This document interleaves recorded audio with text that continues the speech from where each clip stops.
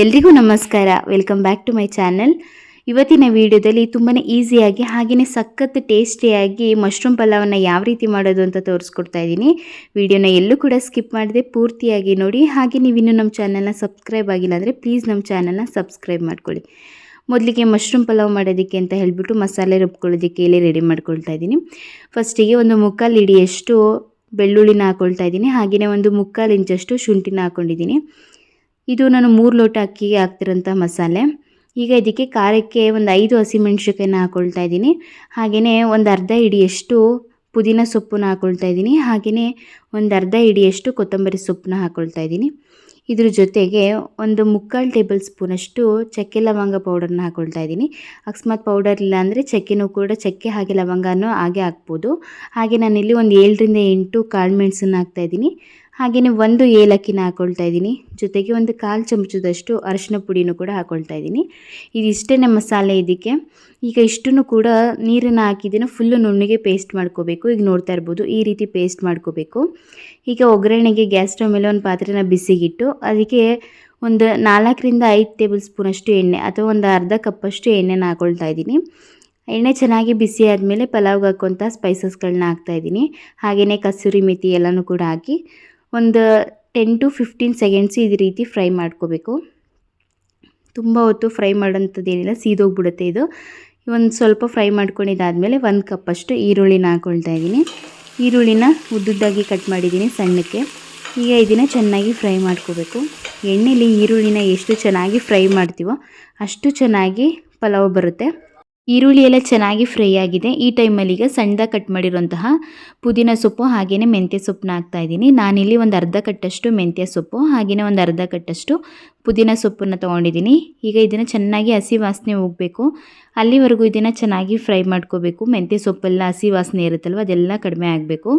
ಅಲ್ಲಿವರೆಗೂ ಇದು ಚೆನ್ನಾಗಿ ಫ್ರೈ ಮಾಡ್ಕೊಂಡಿದ್ದಾದಮೇಲೆ ಈಗ ಇದಕ್ಕೆ ಒಂದು ಅರ್ಧ ಕಪ್ಪಷ್ಟು ಟೊಮೊಟೊನ ಹಾಕ್ಕೊಳ್ತಾ ಇದ್ದೀನಿ. ನಾನಿಲ್ಲಿ ದಪ್ಪ ಸೈಜ್ದು 1 ಟೊಮೊಟೊನ ಹಾಕ್ಕೊಂಡಿದ್ದೀನಿ. ಏನು ಜಾಸ್ತಿ ಟೊಮೊಟೊ ಹಾಕೋಂಥ ಅವಶ್ಯಕತೆ ಇಲ್ಲ, ಅದರಿಂದ ನಾನು ಇಲ್ಲಿ 1 ಟೊಮೊಟೊನ ತೊಗೊಂಡಿದ್ದೀನಿ. ಈಗ ಟೊಮೊಟೊನ ಹಾಕಿ ಸ್ವಲ್ಪ ಚೆನ್ನಾಗಿ ಸ್ಮ್ಯಾಶ್ ಆಗೋವರೆಗೂ ಫ್ರೈ ಮಾಡಿ ಈಗ ಏನು ರುಬ್ಬಿಟ್ಕೊಂಡಿದ್ವಲ್ಲ ಮಸಾಲೆ, ಅದನ್ನು ಹಾಕ್ಕೊಳ್ತಾ ಇದ್ದೀನಿ. ಈ ಮಸಾಲೆನ ಹಾಕ್ಬಿಟ್ಟು ಈಗ ಚೆನ್ನಾಗಿ ಫ್ರೈ ಮಾಡಬೇಕು. ಸ್ವಲ್ಪ ಎಣ್ಣೆ ಎಲ್ಲ ಬಿಡಬೇಕು, ಅಲ್ಲಿವರೆಗೂ ಇದನ್ನು ಚೆನ್ನಾಗಿ ಫ್ರೈ ಮಾಡ್ಕೊಳ್ತಾ ಬರಬೇಕು. ಈಗ ನೋಡ್ತಾ ಇರ್ಬೋದು ಎಣ್ಣೆ ಬಿಡ್ತಾ ಇದೆ. ಈ ಟೈಮಲ್ಲಿ ಇದಕ್ಕೆ ಒಂದು ಅರ್ಧ ಕಪ್ಪಷ್ಟು ಮೊಸರನ್ನ ಹಾಕ್ಕೊಳ್ತಾ ಇದ್ದೀನಿ. ಮೊಸರನ್ನ ಹಾಕಿ ಈ ರೀತಿ ಚೆನ್ನಾಗಿ ಫ್ರೈ ಮಾಡ್ಕೋಬೇಕು. ಮೊಸರುದು ವೈಟ್ ಕಲರ್ ಏನು ಕಾಣಿಸ್ತಾ ಇದೆ ಅದೆಲ್ಲ ಕಡಿಮೆ ಆಗಿಬಿಡಬೇಕು. ಚೆನ್ನಾಗಿ ಮಸಾಲೆ ಜೊತೆ ಬೆರೆತ್ಕೋಬೇಕು. ಅಲ್ಲಿವರೆಗೂ ಇದನ್ನು ಚೆನ್ನಾಗಿ ಫ್ರೈ ಮಾಡ್ಕೋಬೇಕು. ಈಗ ನೋಡ್ತಾ ಇರ್ಬೋದು ಚೆನ್ನಾಗಿ ಫ್ರೈ ಆಗಿದೆ. ಹಾಗೆಯೇ ಎಣ್ಣೆನೂ ಕೂಡ ಚೆನ್ನಾಗಿ ಬಂದಿದೆ ಮೇಲ್ಗಡೆ. ಈ ಟೈಮಲ್ಲಿ ಕಟ್ ಮಾಡಿರೋಂತಹ ಮಶ್ರೂಮ್ನ ಹಾಕ್ಕೊಳ್ತಾ ಇದ್ದೀನಿ. ನಾನು ಒಂದು ಮಶ್ರೂಮ್ನ 2 ಭಾಗ ಮಾಡಿದ್ದೀನಿ ಅಷ್ಟೇ. ತುಂಬ ಚಿಕ್ಕದಾಗಿ ಕಟ್ ಮಾಡಿದ್ರೆ ಪಲಾವಲ್ಲಿ ಮಶ್ರೂಮ್ ಸಿಗೋದೇ ಇಲ್ಲ, ಅಷ್ಟು ಚಿಕ್ಕ ಆಗಿಬಿಡುತ್ತೆ ಬೆಂದಮೇಲೆ. ಅದರಿಂದ ಹಾಗೆ ಒಂದೊಂದು ಪೀಸ್ನೂ ಕೂಡ ಹಾಕ್ಬೋದು. ಹಾಗೆಯೇ ಈ ರೀತಿ 2 ಪೀಸ್ ಕೂಡ ಮಾಡೇ ಹಾಕ್ಬೋದು. ಈಗ ಮಶ್ರೂಮ್ನ ಹಾಕಿ ಇದನ್ನು ಚೆನ್ನಾಗಿ ಫ್ರೈ ಮಾಡ್ಕೋಬೇಕು. ಹಾಗೆಯೇ ಇದಕ್ಕೆ ರುಚಿಗೆ ತಕ್ಕಷ್ಟು ಉಪ್ಪನ್ನ ಹಾಕ್ಕೊಳ್ತಾ ಇದ್ದೀನಿ.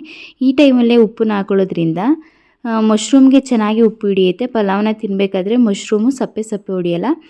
ಈ ರೀತಿ ಸಾಲ್ಟ್ ಹಾಕ್ಬಿಟ್ಟು ಇದನ್ನು ಚೆನ್ನಾಗಿ ಫ್ರೈ ಮಾಡ್ಕೋಬೇಕು.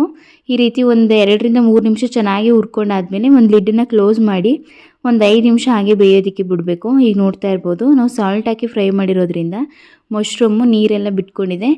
ಸಾಲ್ಟ್ ಹಾಕಲಿಲ್ಲ ಅಂದರೂ ಕೂಡ ಅದರಲ್ಲಿ ನೀರಿನ ಅಂಶ ಇರುತ್ತೆ. ಫ್ರೈ ಮಾಡಿದಾಗ ಮಶ್ರೂಮಲ್ಲಿ ಈ ರೀತಿ ನೀರು ಬಿಟ್ಕೊಡುತ್ತೆ. ಈಗ ಇದನ್ನು ಒಂದು 2 ರೌಂಡ್ ಮಿಕ್ಸ್ ಮಾಡಿಕೊಂಡು ಈಗ ಅಳತೆಗೆ ತಕ್ಕಷ್ಟು ನೀರನ್ನು ಹಾಕ್ಕೊಳ್ತಾ ಇದ್ದೀನಿ. ನಾನಿಲ್ಲಿ 3 ಲೋಟದಷ್ಟು ಅಕ್ಕಿನ ತೊಗೊಂಡಿದ್ದೀನಿ. ಆದರೆ ನಾನಿಲ್ಲಿ ಆಗಲೇ ಮಶ್ರೂಮ್ನ ಹಾಕ್ದಾಗಲೇ ಸ್ವಲ್ಪ ನೀರಿನ ಅಂಶ ಬಿಟ್ಕೊಂಡಿತ್ತಲ್ವ, ಅದರಿಂದ ನಾನಿಲ್ಲಿ ಒಂದು 4 ಗ್ಲಾಸಷ್ಟು ನೀರನ್ನು ಹಾಕ್ಕೊಂಡಿದ್ದೀನಿ. ಹಾಕಿ ಈಗ ಇದನ್ನು ಒಂದು ರೌಂಡ್ ಚೆನ್ನಾಗಿ ಮಿಕ್ಸ್ ಮಾಡ್ಕೊಂಡಿದ್ದಾದಮೇಲೆ ಈಗ ಲಿಡ್ಡನ್ನು ಕ್ಲೋಸ್ ಮಾಡಿ ಕುದಿಯೋದಕ್ಕೆ ಬಿಟ್ಟೆ. ಈಗ ನೋಡ್ತಾ ಇರ್ಬೋದು ಚೆನ್ನಾಗಿ ಕುದೀತಾ ಇದೆ. ಈ ಟೈಮಲ್ಲಿ ನೆನೆ ಹಾಕಿಟ್ಟಿರೋಂತಹ ಅಕ್ಕಿನ ಹಾಕ್ಕೊಳ್ತಾ ಇದ್ದೀನಿ. ನೆನೆ ಹಾಕ್ಬಿಟ್ಟು ಅಕ್ಕಿನ ಹಾಕೋದ್ರಿಂದ ಪಲಾವು ತುಂಬಾ ಉದುದ್ರಾಗಿ ಬರುತ್ತೆ. ಅದರಿಂದ ನಾನಿಲ್ಲಿ ಒಂದು ಅರ್ಧ ಗಂಟೆ ಮುಂಚೆನೇ ಅಕ್ಕಿನೇ ನೆನೆ ಹಾಕಿಟ್ಟಿದ್ದೆ.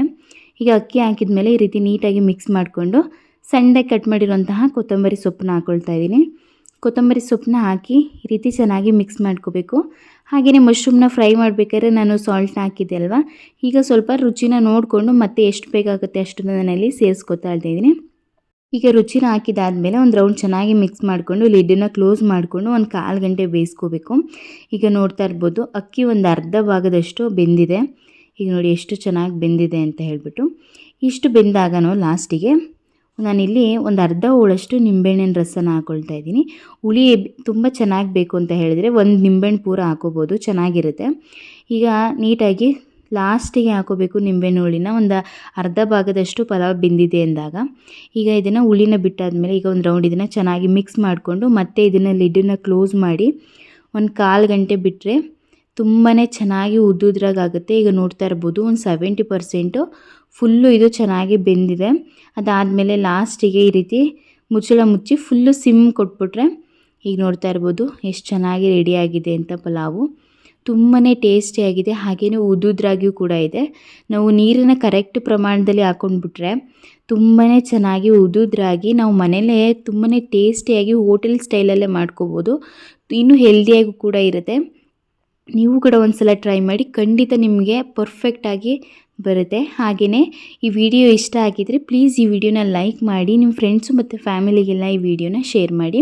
ಹಾಗೆಯೇ ನೀವು ಮನೇಲಿ ಟ್ರೈ ಮಾಡಿ ಹೇಗೆ ಬಂತು ಅಂತ ಕಮೆಂಟಲ್ಲಿ ತಿಳಿಸಿ. ಜೊತೆಗೆ ನೀವಿನ್ನೂ ನಮ್ಮ ಚಾನಲ್ನ ಸಬ್ಸ್ಕ್ರೈಬ್ ಆಗಿಲ್ಲ ಅಂದರೆ ಪ್ಲೀಸ್ ನಮ್ಮ ಚಾನಲ್ನ ಸಬ್ಸ್ಕ್ರೈಬ್ ಮಾಡ್ಕೊಳ್ಳಿ. Thank you.